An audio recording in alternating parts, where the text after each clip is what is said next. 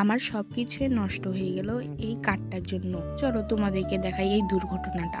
এখানে কিন্তু একটা কাঠের মধ্যে অনেকগুলো ফুলের গাছ ছিল। দেখো দড়িগুলো ছিঁড়ে ফুলের গাছগুলো সবগুলোই নিচে পড়ে গেছে। আর যে কি পরিমাণের ক্ষতিটা হয়েছে সেটা মাত্র আমিই বুঝবো। আমি ছাড়া আর কেউ বুঝতে পারবে না।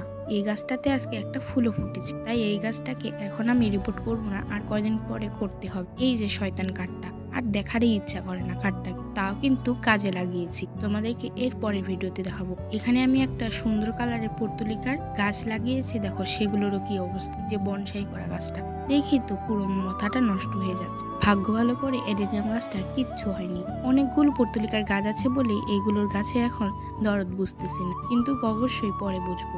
এই যে যেগুলো ক্ষতি হয়েছে সেগুলোই তোমাদেরকে দেখালাম। এখন দড়িটার উপর যে আমার এত পরিমাণে রাগ উঠতেছে সেটা মাত্র আমিই বলতে পারবো, আর কেউ বলতে পারবে না। আজকে তাহলে এই পর্যন্তই থাক, দেখা হচ্ছে